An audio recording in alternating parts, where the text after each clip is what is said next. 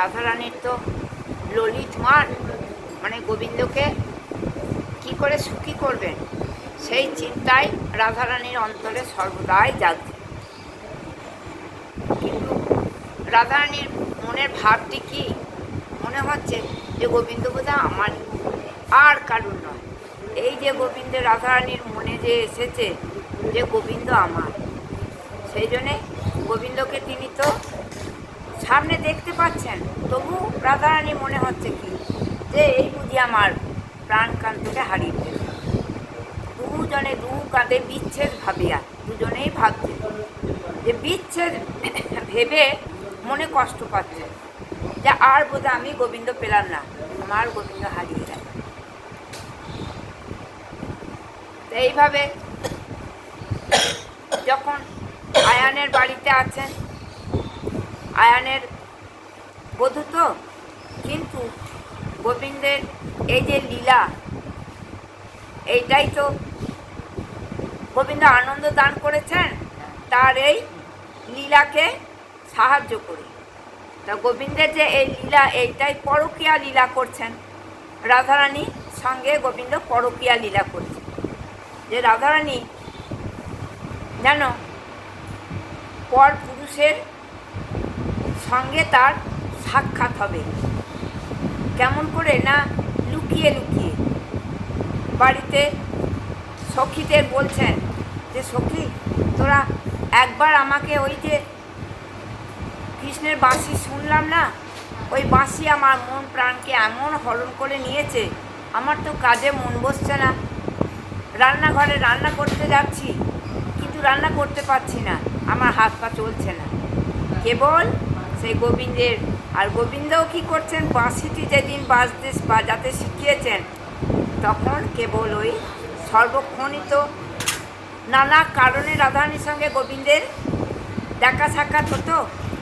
কোনোখানে কোনো সময় কোনো কুঞ্জে গিয়ে, কোনো সময় বাড়িতে এসে গোবিন্দ লুকিয়ে লুকিয়ে ভোরবেলা আসতেন আয়ান ঘোষের বাড়িতে, রাধারানী যেখানে আছেন সেখানেও এসেছেন যে রাধারানীর সঙ্গে একবার দেখা করবেন। এটাই তো রাধারানীর গোবিন্দের উদ্দেশ্য ছিল, যে আমি শৈশবকালেও দেখা করেছেন একেবারে রাধারানীর বাপের বাড়ি বর্ষানায়। তো সেখানে বিশাল উঁচু, রাধারানীর বাপের বাড়ি তো অনেক সিঁড়ি ভেঙে তবে রাধারানীর সেই বাড়ির ওপরে উঠতে হবে। তো সেইখানে গোবিন্দের সঙ্গে রাধারানী, গোবিন্দের সাড়া পেয়ে রাধারানী দেখেছেন যে এ তো আর কারু সাড়া নয়, যেন কোকিলের মতো ডাকছে। এটি তো নিশ্চয়ই আমার প্রাণকান্তের বাঁশির আওয়াজ দিয়ে তাকে নানাভাবে ডেকে এবার সেই সিঁড়ি দিয়ে ওপরে উঠে একেবারে উঁচু জায়গাতে গিয়ে বসে আছে। রাধারানীর সঙ্গে গোবিন্দের সেখানে মিলন হলো, আনন্দ হলো, উপভোগ করছেন। এইভাবে নানা জায়গা নানাভাবে গোবিন্দ রাধারানীকে আনন্দ দেওয়ার জন্যে তিনি কত রকম ছলাকলা তাকে করতে হয়েছে। তো সখীদের সঙ্গে এসেছেন তো, পরের ঘরের বধূ, একা আসতে পারবেন না, কারণ বাড়িতে গুরুজনেরা আছে, পাড়াপড়শি আছে। তাহলে তারা কি করবে, যে বাড়ির বধূ যদি বেরিয়ে পড়ে, নিয়ম নেই, তাহলে তো কলঙ্ক দেবে। যে কলঙ্কের ভয়ে, কিন্তু রাধারানী কলঙ্কের ভয় করছেন না, যে কলঙ্কতে আমি ক্ষান্ত হতে পারবো না, কারণ আমি যেখানে গোবিন্দ সেখানেই আমাকে ছুটে যেতে হবে। এইটাই রাধারানী কেবল মনে মনে ভাবছে। একদিন গোবিন্দের সঙ্গে সখীদের সঙ্গে নানা জায়গায় যেতেন তো, দানঘাটে যাচ্ছেন, গোবিন্দের সঙ্গে দেখা করবেন, যে জল আনতে যাচ্ছে, ছল করে রাধারানী জল আনতে যাচ্ছে। সেখানেও গোবিন্দ গোবর্ধনের একটি জায়গাতে না, দানঘাট বলে জায়গা আছে, দানঘাটে গোবিন্দ দাঁড়িয়ে আছেন। যখন শুনেছেন যে রাধারানী আসছেন সখীদের নিয়ে, তখন দানি হয়ে দাঁড়িয়ে আছেন। কেন না, বলছে তোমাদের কোথায় ঘর গো কুলবধূ, তোমাদের কোথায় ঘর, তোমরা কার বধূ, তোমরা এখানে এসেছো এরকম করে একা ভেবে? তা বলল যে আমাদের বাড়ি অনেক দূরে, তুমি এখানে কি করবে? আমাদের পথ ছাড়ো, আগলে দাঁড়িয়ে আছে গোবিন্দ। কেন না, তোমার দান দিতে হবে। আমরা আর কি দান দেবো তোমার? আমাদের মাথায় আছে এই দুধের কলসি, ননির কলসি, আর আছে জল আনবার কলসি। তা আমরা যাবো বলে না, শুধু তো যাওয়া হবে না, তোমাদের দান দিয়ে তবে যেতে হবে। তাহলে দানটি কি চাইছেন গোবিন্দ? না, গোবিন্দ চাইছেন তোমরা আমায় দাও, মনটি দাও। এই যৌবন, তখন তো যৌবনবতী সব, ফুলের কামিনী সব, সুন্দর অঙ্গের যৌবনে অঙ্গে একবারে ঢল নেমেছে, রূপের ছটায় সকলকে একবারে পাগল করে দিচ্ছে। তার সঙ্গে গোবিন্দ পাগল হয়ে যাচ্ছে যে এত রূপ রাধারানীর সখীদের। তা তোমরা আমায় দান দাও। কী দান দেবো তোমাকে? আমাদের দানের এই আছে, নেবে তো না? বলে না, আমি এসব কিছুই চাই না, তোমরা আমাকে তোমাদের এই দেহটি দান, দেহ দান, তোমরা আমায় দেহ দান করো। কেন দান করতে বলছেন? কারণ দেহটি মনটি যদি গোবিন্দকে না দিতে পারলাম, তাহলে তো আর আমাদের কিছুই নেই। এইটাই গোবিন্দ চাইছেন, পরীক্ষা করছেন যে তোমাদের মনে কতখানি আমার প্রতি আসক্ত, এইটাই গোবিন্দ চাইছে। এইভাবে কত কত গোবিন্দ লীলা করেছেন রাধারানীর সঙ্গে। তো এবার কথা দিয়েছেন সখীকে, সখীদের কথা দিয়েছেন তো, যে বলো তোমার সখীকে, রাধারানীকে, যে অনেক কুঞ্জ, তো বৃন্দাবনে অনেক অনেক কুঞ্জ, সেই কুঞ্জে একটি কুঞ্জের নাম করে বলেন এই কুঞ্জে আসতে বলে আমি আসবো। তা আসতে বলেছেন, কুঞ্জ সাজিয়ে বসে আছেন, ভাবছেন যে গোবিন্দ তো অবশ্যই আসবেন।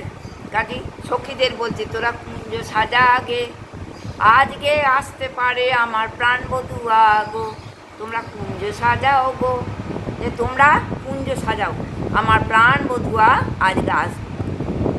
দিয়ে তখন রাধারানী অপলক দৃষ্টিতে চেয়ে আছেন গোবিন্দ আসবেন, কিন্তু সেদিন রাতে এলেন না। তো চন্দ্রাবলীর সঙ্গে দেখা হয়ে গেল, আর সারা রাত ফুলের আসর, ফুলের বাসর সব শুকিয়ে গেল। রাধারানীর মন গেল, মনের সাগর গেল শুকিয়ে। রাধারানী কাঁদছেন আর দুঃখ করছেন, হায় রে, আমি এত সুন্দর করে বাসর সাজালাম, আর আমার প্রাণনাথ আমায় আজ ফাঁকি দিল। এইভাবে চিন্তা করছেন প্রাণকান্ত।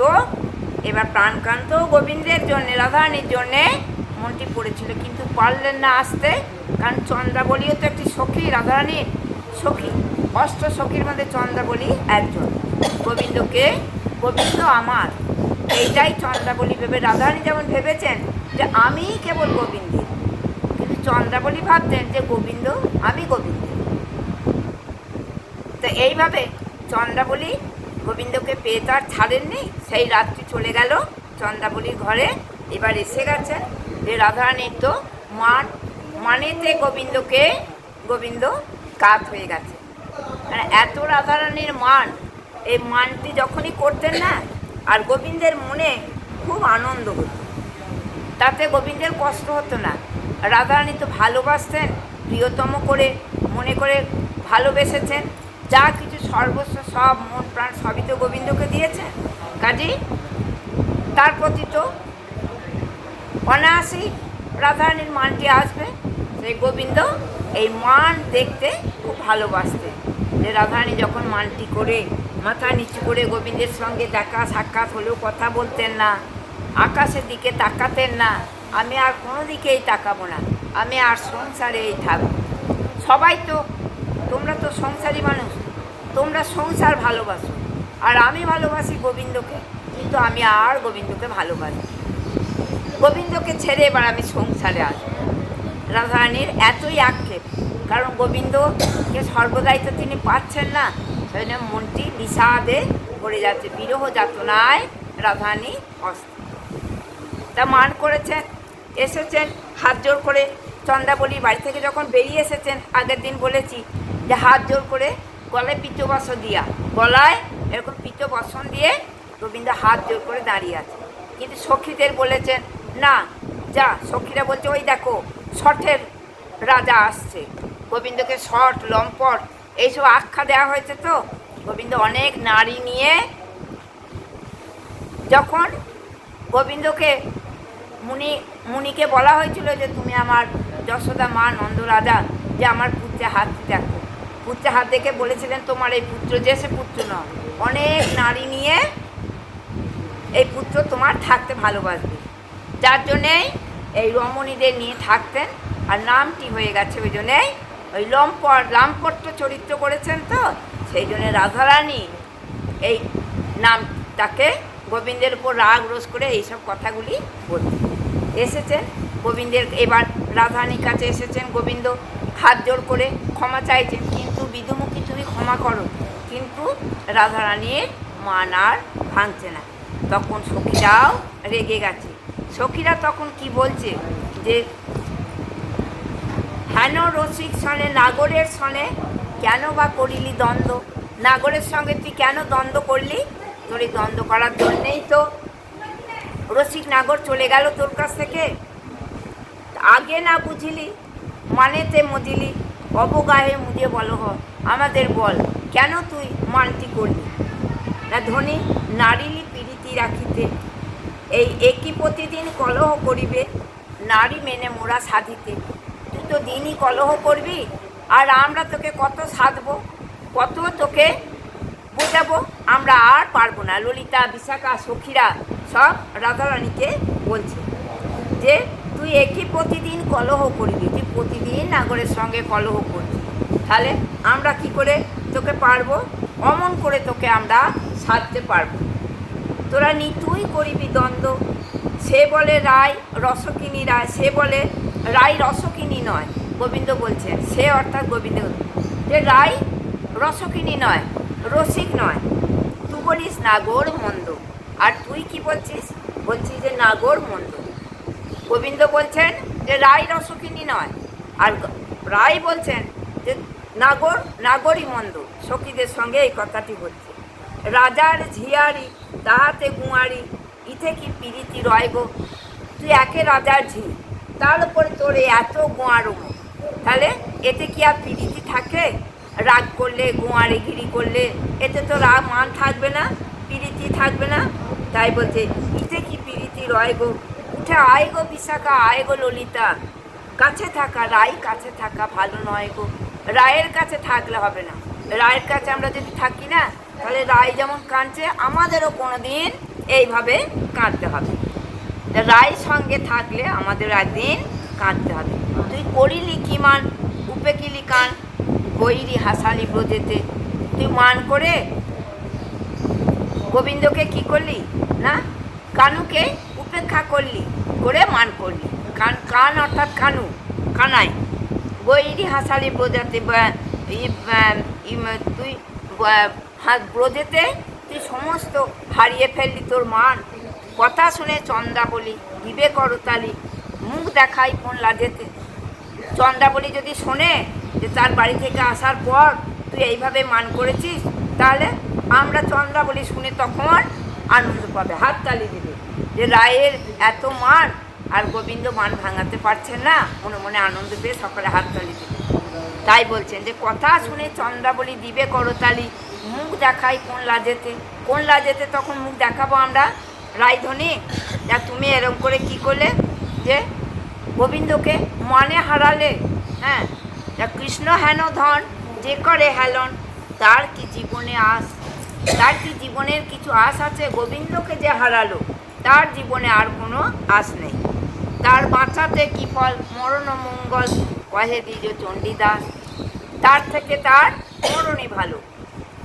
জানিস রায়, তুই যে এমন নিজেকে কানুর প্রতি অবিচার করলি, তাহলে তুই বাঁচবি কী করে? কানুর প্রতি যদি অবিচার হয়, তাহলে কি তার তো জীবনে আর কোনো আশ নেই। সেইটাই বোঝাচ্ছেন রাধারানীকে সামনে রেখে গোবিন্দ বোঝাচ্ছেন। কি বোঝাচ্ছেন? যে আমরাও যদি গোবিন্দকে, আমরা সংসার চিন্তা করতে গিয়ে গোবিন্দকে হারিয়ে ফেলি, তাহলে আমাদের দশাও এইটি হবে। এই জন্যেই গোজনালীরা সকলে বলছে যে আয় গো চলে আয়। হ্যাঁ, রায় থাকুক একা, রায়ের কাছে থাকা ভালো নয়। রায় যেমন গোবিন্দকে ফেলে মান করে বসে আছে, গোবিন্দ হারিয়ে ফেলেছে, তাহলে আমরাও তো কোনোদিন আমাদের হতে পারে এরকম দশা। জীবের দিকে তাকিয়ে গোবিন্দ এই কথা জীবকে শিক্ষা দিচ্ছেন যে গোবিন্দকে যদি আমরাও সংসারের আশায় থেকে, সংসারের এই রজগুণের মধ্যে থেকে, রজগুণ তো মানুষকে, আমাদের সংসারে থেকে মানুষকে রাঙিয়ে দেয়, ভালো বাড়ি, ভালো গাড়ি, ভালো সংসার, সব ভালো চাইবে, খারাপটি যেন আমাদের কিছু না হয়। এই যে আমাদের রজগুণের, এটি হচ্ছে রজগুণের কথা। রজগুণে মানুষের মনকে রাঙিয়ে দেয়, মনে নানা রকম রাঙা তার লাল। লাল কি? লাল তো সুন্দরের প্রতীক, সব সুন্দরের চিন্তা আমাদের মনে আসে। তখন আমরা গোবিন্দকে ভুলে যাই। গোবিন্দের কাছ থেকে এলাম, কিন্তু আমরা ভুলে গেলাম ওই গোবিন্দের দেওয়া মায়াতে থেকে ভুলে গেলাম, আমরা গোবিন্দকে আর চিনতে পারলাম না। যার জন্যই তো আমাদেরও জীবনে এত কষ্ট। তাই বলছেন চণ্ডীদাস এই গানটি রাধারানীর গোবিন্দের মনের কথাটি ভেবে এইগুলি লিখেছেন। চণ্ডীদাস তো দুঃখের কবি, রাধারানীর বিরহে, গোবিন্দের বিরহে কেমন করে রাধারানী কাঁদছেন সেইটি বলছেন। তাই বলছেন যে এইভাবে কাঁদছেন তো, তা সখীরা তখন কি করবে? রাধারানী, গোবিন্দ তখন কি করলেন যে রাধারানীকে তো আমি আর পারছি না।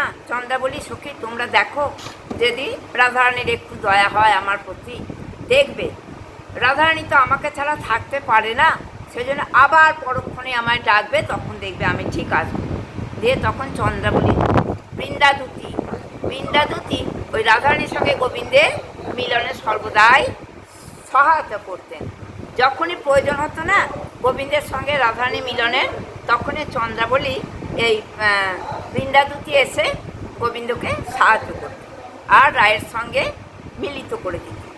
তো এবার কি করলেন? এবার ভাবছেন তো যে গোবিন্দ মানে রাধারানী হারিয়ে ফেলেছে গোবিন্দকে, গোবিন্দর মনে কষ্ট।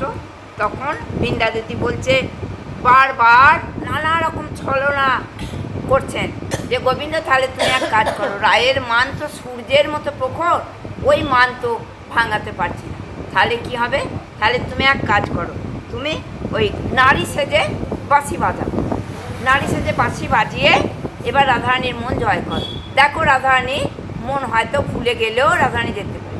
কিন্তু যখন জানতে পারলেন যে না তো, এ তো সেই কৃষ্ণই আমার মদন জ্বালায়, আমি যার জন্যে আমি চলছি সেই কৃষ্ণ এসেছে আবার এই নারী সেজে, না তোমাকে আর আমার চাই না। তখন আবার যেমনি বুঝতে পারলেন যে না, গোবিন্দ যখন বলছেন তুমি কে গো, এইখানে বাঁশি বাজি বেড়াতে, এত সুন্দর তোমার বাঁশির আওয়াজ, তুমি এত সুন্দর বাঁশি বাজাতে পারো, কোথায় যাচ্ছে বাঁশি বাজিয়ে?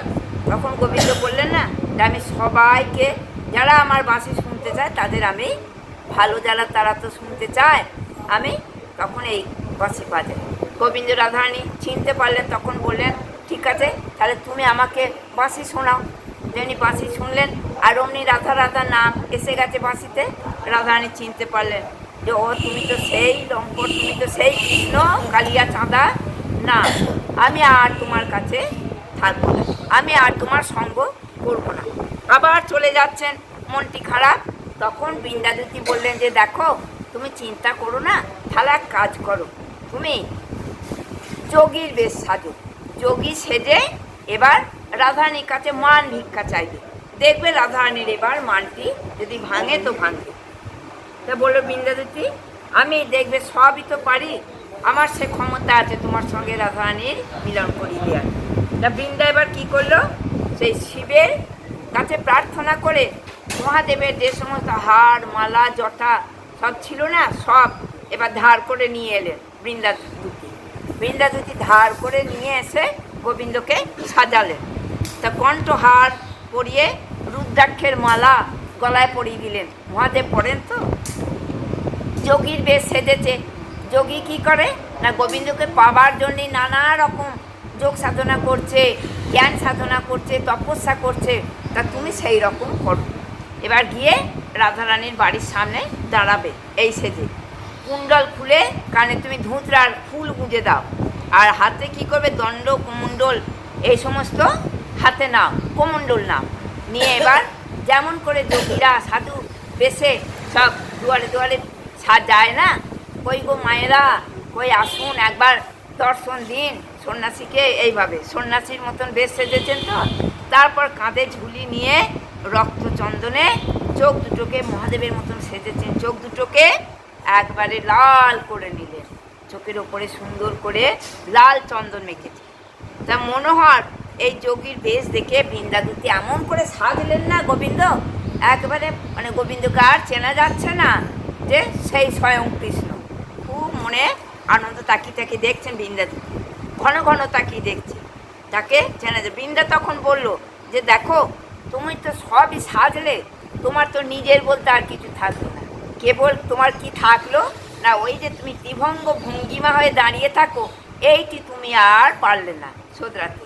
এই ত্রিভঙ্গ ভঙ্গিমা আর বাঁকা চোখ, তুমি তো বাঁকা চোখে তাকাতে, সমস্তই যদি তুমি হারিয়ে দেবে তাহলে তোমার তো একটু চিহ্ন থাকতে হবে, তা থাক, ও দুটো থাকলে আর কোনো ক্ষতি নেই তাতে। কৃষ্ণ এবার সেরকম সেজে আয়ন ঘোষের বাড়িতে যাচ্ছে। বাড়ি গিয়ে আয়নের বাড়ি দরজায় দাঁড়িয়ে তখন কী করছে, বারবার নম শিবায় নম করে মহাদেবের নাম ধরে ডাকছে। তা জটিলার বাড়ি গেছে তো, আয়ানের বাড়ি। জটিলা মা, জটিলা কুটিলা মা বোন এরা তো বাড়িতে আছে। তো তখন জটিলা কী করছে, সেই ভাবছে যে আমার বাড়িতে কে এসে এমন করে মহাদেবের নাম ধরে কে ডাকছে। গিয়ে তখন দেখছে যে এক সাধু বেশি যোগী দাঁড়িয়ে আছে। তা শুনতে পেয়ে তখন কুটিলাকে বলছে, মেয়েকে বলছে, গিয়ে দেখ দেখিনি কেউ দৌড়ে এসে ডাকছে কেন, কি বলছে। কুটিলা তখন বেরিয়ে এসে সেই পুরুষ যোগীকে দেখে মাকে গিয়ে বলল, মা দেখো গা, কে একজনা সাধু এসে ভিক্ষা চাইছে আমাদের কাছে। যোগী তখন সেই কুটিলাকে দেখে বলল, ভিক্ষা দেবে তো? মা বলছে যে ভিক্ষা দেগা, কুটিলাকে বলছে। তা মহাদেব নিলেন না, বলছেন না, আমি অন্য কোনো নারীর হাতে আমি ভিক্ষা নেব না, তুমি যাও, তোমার হাতে আমি ভিক্ষা নেব না। কুটিলা মার কাছে গিয়ে বলল, দেখো মা যোগী এই কথা বলছে, তাহলে কিন্তু আমার কোনো দোষ নেই, আমাকে যে সবাই তোমরা নানা রকম বলো, তা আমার কিন্তু দোষ নেই। জটিলা তখন এবার কী করবে, নিজেই বেরিয়ে এলো, এসে ভিক্ষা নিয়ে যোগীকে দিতে গেল। তা বলল, হে যোগীবর, আপনি কৃপা করে কিছু ভিক্ষা নিন আমার হাতে। যোগী তখন বলল, না মা, আমি তোমার হাতে ভিক্ষে নেব। যে তাহলে কার হাতে নেবে না, যে দিবারাত্র কৃষ্ণ কৃষ্ণ চিন্তা করছে, যে দিবারাত্র ব্রত পালন নিয়ে পূজা পার্বণ নিয়ে থাকে না, আমি সে তার হাতে ভিক্ষায় শুধু গ্রহণ করি। তা এখানে অনেক শুদ্ধাচারী মানুষ, শুদ্ধাচারিণী ভক্তিমতী নারী আছে। আমি তো এই গ্রামে সবার বাড়ি যাই না, একমাত্র মা যশোদার কাছে ভিক্ষা নিয়েছি।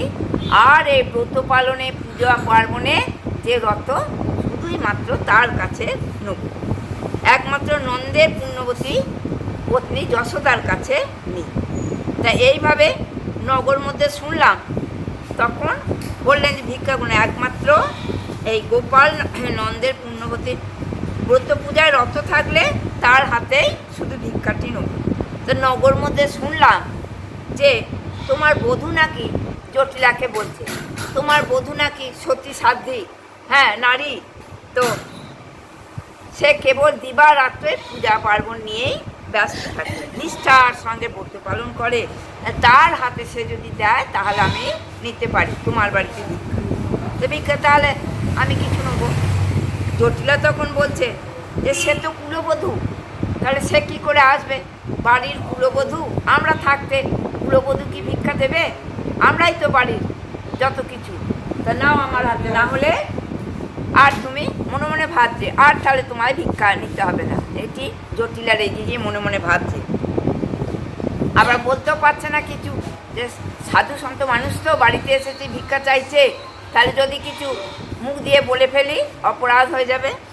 তাই যোগী বলল, তাহলে আমি চললাম, আর ভিক্ষা আমি নেব না। যোগীকে চলে যেতে তখন ভিক্ষা হাতে নিয়ে ভাবতে লাগলো জটিলা, যে যোগী ভিক্ষা না নিয়ে যদি বিমুখ হয়ে চলে যায় তাহলে তো আমার গৃহের অকল্যাণ হবে। বাড়িতে ভিক্ষুক এসে যদি ভিক্ষা না নিতে পারে, ভিক্ষা না পায়, তাহলে কি হয় না, সেই তার যে পুণ্যটি ওই গৃহীকে দিয়ে যায়। আর গৃহের যে পাপ, তার পাপটি নিয়ে যায়। আর আর যে গৃহিণী যে বাড়ির এসেছে, সেই তাদের পুণ্যটি ওই ভিক্ষুকটি নিয়ে চলে যায়, যদি ভিক্ষুককে ভিক্ষা না দেয়া হয়। আমাদের দেশে তো এটি নিয়ম। ওই জন্যে ভিক্ষুক এলে কী করতে হয়, কিছু না পারলেও দুটো ভালো কথাও বলতে হবে। এইভাবেই ভিক্ষুককে, প্রত্যেকটি মানুষকেই সম্মান দেখাতে হয়। তাই বললেন যে তাহলে গৃহস্থ ধর্মতে বিচ্যুত হব। কথায় বলে, মনে মনে ভাজে জুটলে যে অতিথি নারায়ণ, তো তা নারায়ণ অতিথি যখন এসেছে বাড়িতে, কিছু না নিয়ে তো আমি তো ছাড়বো না। তখন তার উপরে আবার যোগী সন্ন্যাসী, নতুন বয়স, একেবারে এত অল্প বয়সে সন্ন্যাস হয়েছে, সন্ন্যাসী নিয়েছে, যোগ সাধনে আছে। তাহলে যোগী ফিরে গেলে তো কি হবে না, কুল মান যদি সব আমাদের চলে যায়, তাহলে আমরা কি নিয়ে থাকবো? আমাদের এই অর্থ সম্পদ কুল, এ তো গোবিন্দের কৃপায়, এটি ভাবছে জটিলা। তাহলে কুল মানই যদি নষ্ট হয়, তাহলে আমি কি করে থাকবো? এই ভেবে যোগী যখন চলে যেতে উদ্ধত হয়েছে, জটিলা তখন ডাকছে, আসুন আসুন যোগীবর, আসুন বাড়িতে আসুন, ভিক্ষা নিয়ে যান। তা আমি আমার বধূকে পাঠাচ্ছি, আপনি চিন্তা করবেন না, আমি বধূকেই পাঠাবো, সে এসে তোমায় ভিক্ষা। এবার জটিলা এসে রাধার কাছে গিয়ে বলল, দেখো রাধা, কি বলছে জানো যোগী, যে তুমি তাকে ভিক্ষা না দিলে, তুমি সত্যি সাধ্য স্ত্রী শুনেছে নগরে, তোমার হাতে সেই জন্য সে ভিক্ষা নেই। রাধা তখন বলছেন, তা আমি তো কুলবধূ, এটা তো আমার শোভা পায় না। রাধারানী ভয় পাচ্ছে যে শাশুড়ি মা বলছে, তা আমি কি করে যাব ঘরের কুলবধূ, আমার কি সন্ন্যাসীকে ভিক্ষা দিতে যাওয়া সাজে আপনি থাকতে? শাশুড়িকে বলছে, আমার তো শোভা পায় না, তাছাড়া সন্ন্যাসী মানুষ, আমার তো সন্ন্যাসী দেখলেই তো আমার গা কাঁপে, তাহলে আমি কী করে যাব তার কাছে?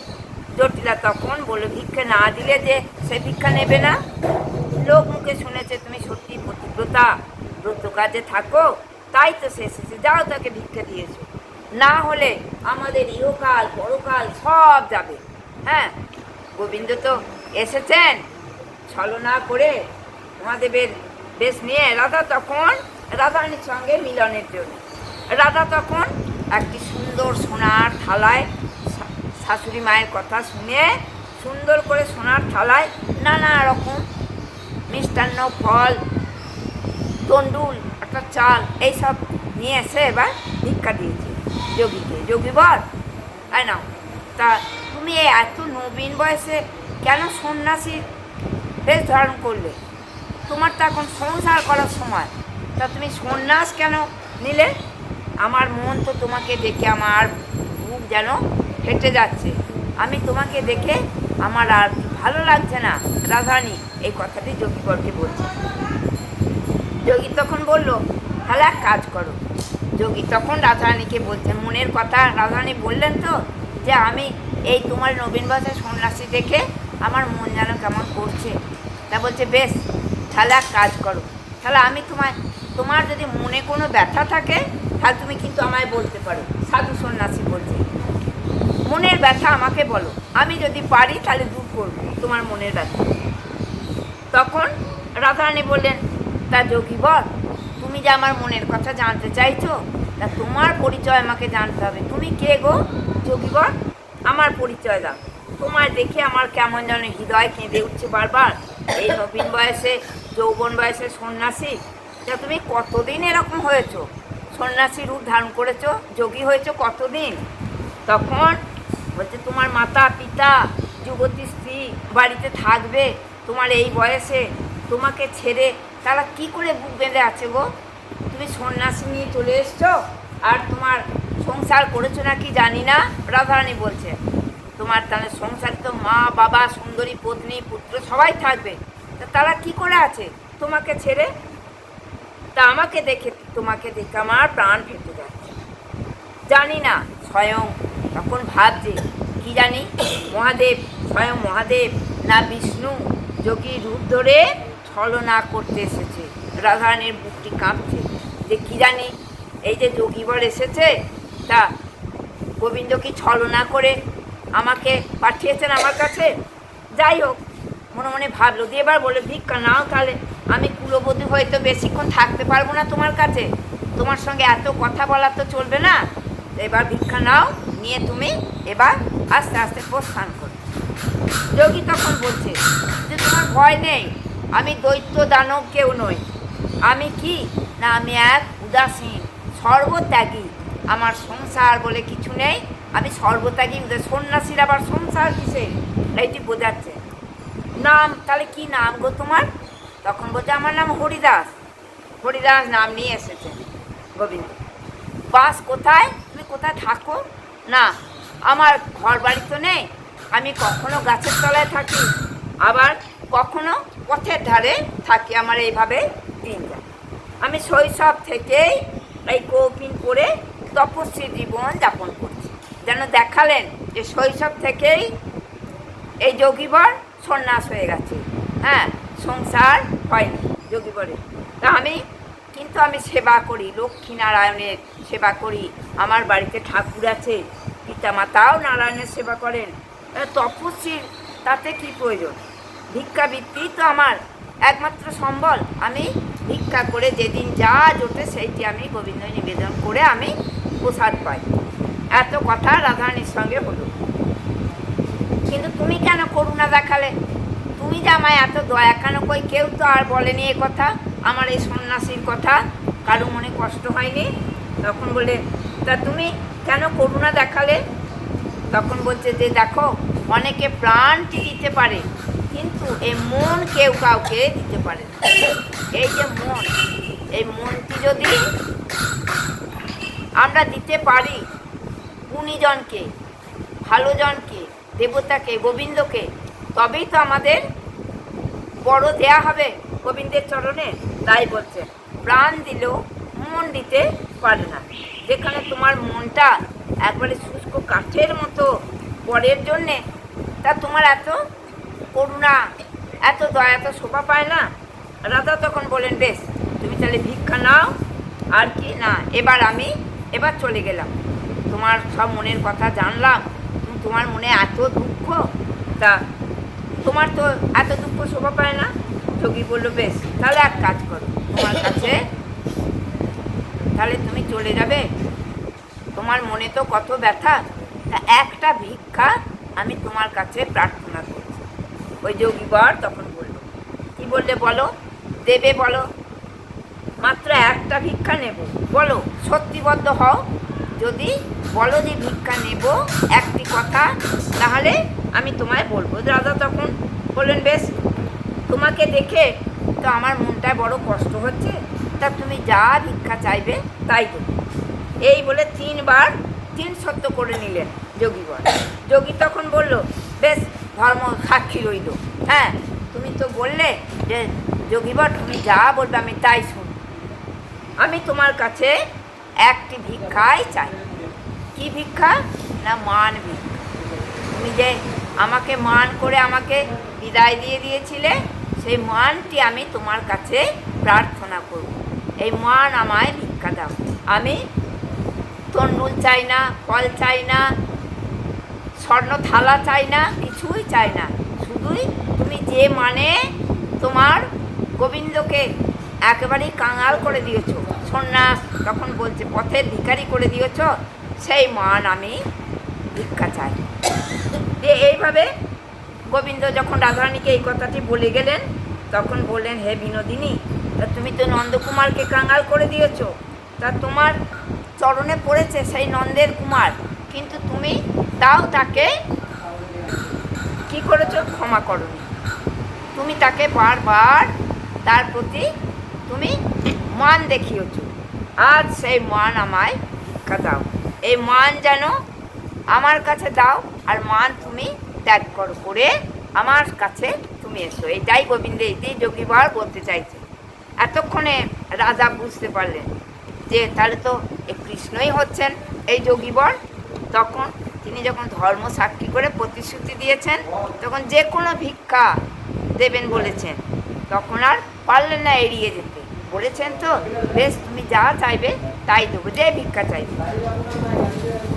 এড়িয়ে যেতে পারছেন না, বললেন হ্যাঁ আমার প্রাণধন, কেন তুমি আমার জন্য, যখন বুঝতে পারলেন যে গোবিন্দ চাইছেন, হে রাধারানী তুমি আমাকে কাঙাল, গোবিন্দকে কাঙাল করেছো তো, তা সেই মানটি তুমি আর করো না।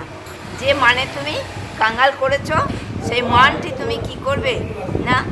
আমার এই, তুমি তো আমার প্রাণধন, আমিও তুমি ছাড়া, তোমাকে ছাড়া থাকতে পারছি না। এই যেতে পারলে না প্রাণধন, কেন তুমি আমার জন্য এবার ধারণ করলে। রাধারানী বুঝতে পেরে তখন বলছেন যে তা তুমি আমার জন্য, আমার মানের উপরে আমি মান করলাম, আর তুমি আমার দুঃখ পেয়ে এইভাবে আমাকে তুমি দেখালে এই বেশ, না না এই বেশ তো আমি দেখতে পারছি না হে যোগীবর, হে গোবিন্দ। তখন গোবিন্দকে চিনতে পারলেন রাধারানী, যে আমি তো তোমার চরণের দাসী, তা তুমি কেন এই বেশ ধারণ করলে, এখানে থাকা ঠিক হবে না, চলো আমি আর এখানে থাকবো না। যখন বুঝতে পারলেন যে গোবিন্দকে রাধারানী চিনতে পেরেছেন, তখন তো গোবিন্দের সঙ্গে রাধারানীর মনটি কী হলো না, মন দেখালেন যে যেন ওপরে কত গোবিন্দ রাধারানী গোবিন্দের উপর রাগটি করেছেন, কিন্তু অন্তরটি কি হচ্ছে, অন্তরটি আনন্দে ভরে যাচ্ছে। গোবিন্দকে সাক্ষাৎ দর্শন করছেন তো, রাগের ছলে হোক আনন্দের ছলে হোক, গোবিন্দকে যখনই দর্শন করতেন তখন রাধারানীর মন একবারে আনন্দে ভরে যেত, শিরায় শিরায় আনন্দে, ধমনীতে ধমনীতে, ধমনী মানে রক্ত, রক্তে রক্তে আনন্দের স্রোত রাধারানীর বইছে। তা তুমি তাহলে কাজ করো, তা তুমি, আমি তোমার সঙ্গে কি করে মিলন হবে আমাদের, তা তুমি তাহলে এক কাজ করো, একটি কুঞ্জে চলো। সেই দিন আবার গোবিন্দ বললেন চলো তাহলে আজকে একটা কুঞ্জে যাব, দিয়ে তোমার সঙ্গে আমার মিলন হবে, আমরা আনন্দ উপভোগ করবো। দিয়ে বাড়ি চলে গেল রাধারানী, সখীরা চলে গেল, বাড়ি গিয়ে এবার কি করলেন, এটি হচ্ছে অনেক রকম গোবিন্দ লীলা করেছেন তো, তার মধ্যে অভিসার করেছেন অনেক রকম। এই বর্ষা অভিসার মানে বর্ষার দিনে গেছেন কুঞ্জে, গ্রীষ্ম অভিসার, নৈশ অভিসার, অর্থাৎ রাত্রিরে গিয়ে রাধারানী, অনেক সময় দিনের বেলাতেও হয়ে থাকে এই কুঞ্জে গিয়ে গোবিন্দের সঙ্গে আনন্দ অনুভব। আবার রাত্রে যে গেছেন, বর্ষাকালে কুঞ্জে গেছেন, গ্রীষ্মকালে কুঞ্জে গেছেন, না হলে তো আনন্দ উপভোগ হবে না। গোবিন্দ আনন্দ কি করে পাবেন রাধারানীকে নিয়ে, বাড়িতে তো আর হবে না। সেই জন্যে ওই কুঞ্জে রাধারানী সঙ্গে গোবিন্দের মিলনের জায়গা ছিল। তো এইভাবে কি করলেন, এই দান ঘাটে দানি হয়ে গেলেন, নৌকা বিলাস করলেন, রাস, হ্যাঁ রাস, দোল, ঝুলন, এইগুলি তো গোবিন্দ রাধারানীকে সখীদের আনন্দ দানের জন্যই তো গোবিন্দের এই লীলা। আর এই লীলাই তো জীবকে কৃপা করবার জন্যে তিনি যে লীলাটি করেছেন, এটি তো তার জন্যে নয়, তিনি তো ভক্তদের জন্যে, তিনি জীবের মঙ্গলের জন্যে তিনি এই লীলা এই ভৌম বৃন্দাবনে এসে করেছেন। যার জন্যেই জীবকে কৃপা না করলে, এইগুলি জীব যখন এই ভাগবতের মধ্যে গোবিন্দের এই সব কথাই যে আমরা বলছি, এই কথা যা লেখা আছে, এই কথাগুলো আমরা যে গোবিন্দের কথা পড়তে পারছি, জানতে পারছি, কান দিয়ে শুনতে পাচ্ছি, কেন না আমাদেরও গোবিন্দ কৃপা করবেন বলে, তার এই লীলা। যখন তিনি কি বলেন, সখীরা সেই কুঞ্জে গেছে তো, সখীরা তখন শান্ত কুঞ্জ, একবারে শান্ত পরিবেশ, সুন্দর করে সাজানো, দিয়ে সখীরা তখন গোবিন্দের এই বেশ দেখে সখীদের মনে খুব কষ্ট। তখন রাধারানীকে বলছে যে সখীরা তখন রাধারানীর এই যুগল মিলন দেখে এত অবাক হয়ে গেল যে কৃষ্ণের যোগী বেশ দেখে, কৃষ্ণের তখন এই যে যোগী বেশ, রাধারানীর সঙ্গে যখন তিনি মিলিত হলেন তখন কত সুন্দর তার বেশ। আর যোগী বেশ যখন দেখলেন তখন সখীরা কী করলো না, হায় হায় করছিল যে রাধারানী তোমার জন্যই গোবিন্দ এই বেশ ধারণ করেছে, তোমার এত মান। সখীরা শ্রীমতীকে ভর্ৎসনা করতে লাগলো। তারা বলল তোমার এত মান তো দেখিনি, আজ তোমার জন্যে তোমার নাগর এই ভিখারি বেশ ধরেছে, যোগীর বেশ ধারণ করেছে, এতে আমাদেরও বুক ফেটে যাচ্ছে জানো। রাধারানীকে বলছে সখীরা তোমার জীবনে ধি, তোমার এই মানকে ধি, তোমার এই অভিমানকে ঠিক আর তোমার জীবনকে ঠিক। সবাই ধিক্কার দিচ্ছে রাধারানীকে। তখন রাধারানী কি করবেন? রাধারানী আর কোনো পথ পাচ্ছেন না, একেবারে লজ্জায় মাথা নিচু করে লজ্জিত হয়ে কী করলেন? রাধারানী তো নীল বসন দিয়ে মুখটি ঢেকে নিয়েছে, যে আর গোবিন্দের মুখ দর্শন করতে পারছেন না। কি করে করবেন? এত মানের পর আর সখীদের, এই যে গোবিন্দের হয়ে সখীরা বলছেন যে তোমার এত মান, তোমার জন্যই তো গোবিন্দের এই বেশ। তখন গোবিন্দ রাধারানী বুঝতে পারলেন যে নিজের ভুলটি বুঝতে পেরে লজ্জায় মাথাটি কাপড় দিয়ে ঢাকা দিয়ে দাঁড়িয়ে আছেন কৃষ্ণের সামনে। তা তুমি যে আমার জন্য এমন বেশ ধারণ করবে তা আমি তো ভাবতে পারিনি। রাধারানী তখন আস্তে আস্তে বলছেন, হে প্রিয়তম, এদিকে রত্ন পালঙ্কের ওপর, তা তুমি আমার জন্যই তো এই বেশ ধারণ করেছো। দুজনেই তখন কি করলেন? সেই কুঞ্জে গেছেন। তো এবার দুজনায় রাধারানী গোবিন্দকে নিজের কাছে টেনে নিলেন, নিবিড় আলিঙ্গনের মধ্যে দুজনায় আবদ্ধ হয়ে রইলেন। রাধাকৃষ্ণের এই মিলন দেখে তখন সখীদের মনে কি হচ্ছিল? যেন তরুলতার মধ্যে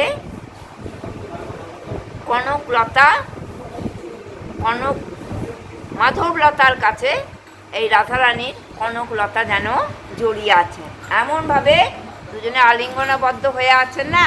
তখন মনে হচ্ছে রাই অঙ্গে, শ্যাম অঙ্গে রাই কনকলতা দেখো রে কেমন জড়াই আছে। সখীরা দেখে আনন্দ উপভোগ করছেন, আর মনে খুব আনন্দ যে রাধারানীর সঙ্গে যুগল মিলন করিয়ে দিয়েছে।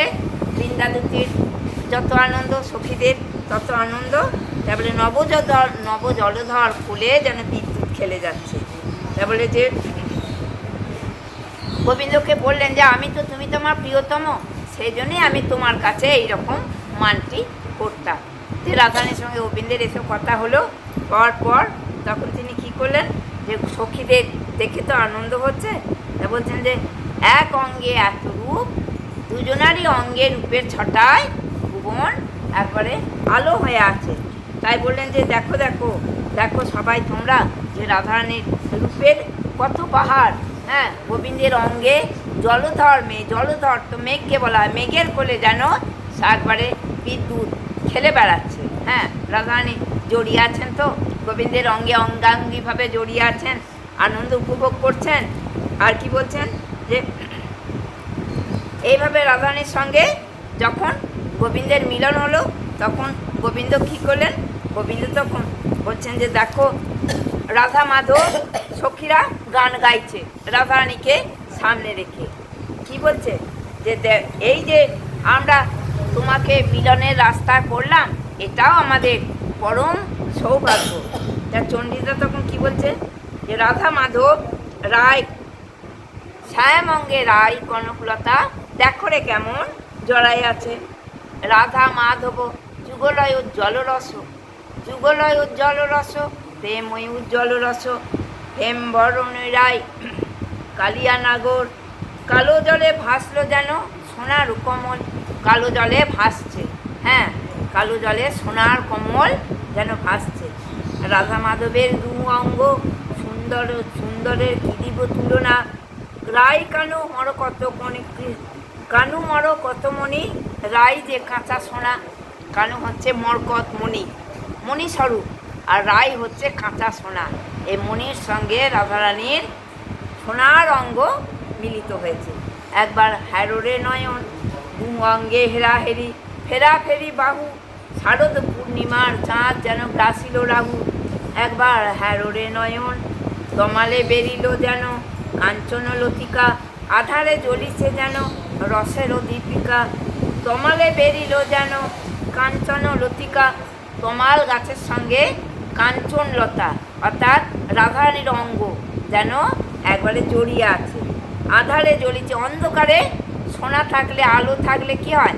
যেমন অন্ধকার নাশ হয়ে যায়, তেমনি গোবিন্দের সঙ্গে এই রাধারানীর এই মিলনে সমস্ত রাধারানীর মনের যে ব্যথা, গোবিন্দের ব্যথা সব দূর হলো।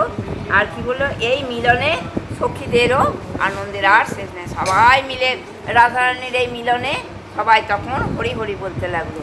রাধারানী গোবিন্দের বাম পাশে এসে দাঁড়ালেন আর যুগল মিলনে সবাই আনন্দে মাতোয়ারা।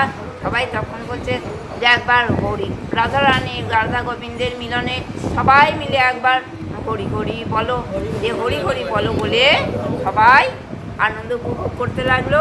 আর কি বললো না গোবিন্দ, যে এবার যে যার রাত হয়ে গেল, রাত শেষ হয়ে গেছে, রাত্রি সারা রাত্রিব্যাপী আনন্দ উপভোগ করেছেন, তো রাত শেষ হয়ে গেল। আর তখন রাধারানী উঠতে পারছেন না, আনন্দ উপভোগ করেছেন করে সকাল হয়ে গেছে। রাই তখন ভাবছে যে কুঞ্জ ঘিরে এবার রাত হয়ে গেছে, কুঞ্জের কাছে তখন প্রিয় মিলনের এই স্রোতে আনন্দের স্রোতে তখন শ্রীমতীর প্রতিটি অঙ্গ যেন একেবারে ঝলসে যাচ্ছে, আনন্দে সারা শরীর শিহরণ যাচ্ছে। সেই স্রোতে কি হলো না, সেই আনন্দে তখন রাধারানীর মান ভেঙে গেল, যে হে গোবিন্দ তুমি আমার অপরাধ ক্ষমা করো। হ্যাঁ, এইভাবে রাধারানী গোবিন্দের কাছে আমি তখন বলছেন যে আমি তো তোমারই গরবে গরবিনী, আমি তোমারই গরবে গরবিনী, হামো আমি রূপসী তোমারই রূপে, হেন লয় মনে ও দুটি চরণ, সদা লয়ে থাকি বুকে, অনেকের আছয়ে অনেক জনা, আমার কেবল তুমি পরাণ হইতে শত শত গুণে প্রিয়তম পরিমাণে, তুমি আমার নয়নের রঞ্জন অঙ্গের ভূষণ, তুমি সে কালিয়া চাঁদা, জ্ঞানদাস কহে তোমার প্রীতি পরাণে পরাণে বাঁধা। জ্ঞানদাস তখন কি বলছে যে রাধারানীর এই গোবিন্দের মিলনে এই যে গানটি, রাধারানীর কথা এই কে বলেছেন, এই যে জ্ঞানদাস কবি ইনি বলেছেন, তাই ভাগবতে লেখা আছে, তাই আমরা রাধারানীর এই প্রেমের কথা বা লীলার কথা আমরা জানতে পারছি। আদি গোবিন্দের কথায় প্রাণ ভরে যদি আমরা ভাগবতীয় আসরে এসে আমরা কি করি না কিছু শুনতে পারি, কানকে ঠিক রাখি, তাহলে গোবিন্দের কথা কিছু আমাদের এই কান দিয়ে চলে যাবে একেবারে আমাদের এই হৃদয়। এই হৃদয় এমন জায়গা যে এইখানে গোবিন্দের কথা যেটুকুনি থাকবে শ্রবণে সেইটুকুনি থেকে যাবে। এটি এটি কি হবে না পরজন্মের জন্য তৈরি থাকবে। ব্যাংকে টাকা যেমন আমাদের ভবিষ্যতের জন্য আমরা তৈরি করে রাখি না, যে যদি বয়স হয়ে যায়, যদি চলতে না পারি, যদি সংসারে কেউ না দেখে, তাহলে কী হবে, টাকা থাকলে তবু বলবো যে ঘুরে নিয়ে আয়, খেতে পাবো। এই ভগবান তেমনি বলছেন যে এই আসল রাস্তা রাখো, তাহলে কী হবে, তাহলে তোমাদের আর এই সংসারে আসতে হবে। একবার যদি গোবিন্দ নাম মন থেকে উচ্চারণ আমরা করতে পারি, একবার করো, একবার কৃষ্ণ নাম যদি কেউ করে, তাহলে কী হবে না সে যত পাপই হোক, পাপ হলেও তার শত পাপ নষ্ট হয়ে যায়। একবার গোবিন্দ নাম, পাপীরও সাধ্য নাই তত পাপ। একবার কৃষ্ণ নাম যেই পাপী করে, পাপীরও সাধ্য নাই যে তত পাপ করে। তাহলে দেখুন পাপী তো তারা তো, আমরা তো পাপী, আমাদের কত পাপ, কিন্তু বলছেন পাপ কি করে আমাদের নাশ হবে না আমরা এই গোবিন্দ নাম স্মরণ করবো, বলবো, মুখে বলবো, কাজে সংসারে কাজ করব, গোবিন্দ বলছেন, আর মুখে আমার নাম, তাহলে কী হবে না তোমার সংসার সাগর পার। আজ এই পর্যন্ত রাধারানীর লীলার জয়গান দিয়ে আজ গোবিন্দের কথা মাথায় রাখলাম। জয় রাধে কৃষ্ণ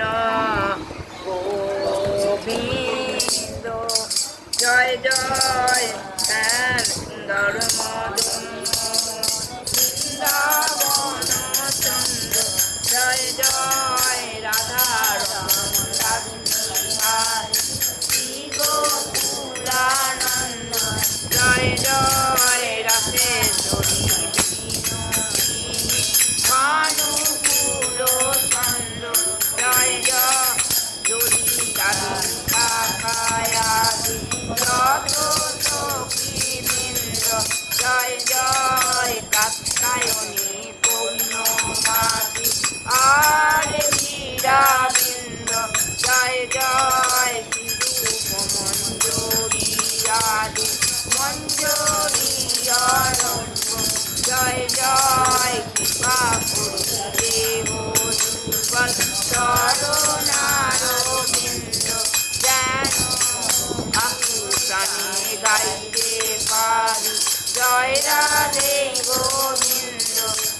জয় রাধে রাধে গোবিন্দ জয় রাধা রানীর জয় রাম জয় রাধে বৃন্দাবন বিলাসী রাধা রানীর জয় দাও শ্যাম মোহিনী রাধা রানীর জয় দাও বিশ্বভানু রাজনন্দিনী রাধা রানীর জয় দাও শ্যাম গরবে গরবিনী রাধা রানীর জয় মাধুর্য কাদম্বিনী রাধা রানীর জয় দাও অষ্টসখী শিরোমণি রাধা রানীর জয় দাও প্রাণ ভরে জয় দাও তবো জ্বালাচ্ছে যাদের প্রাণ ভরে জয় এবার বদন ভরে বাহু তুলে রাধা রানীর জয় দাও জয় রাধে জয় রাধে জয় রাধে জয় ভজন তাই গৌরাধে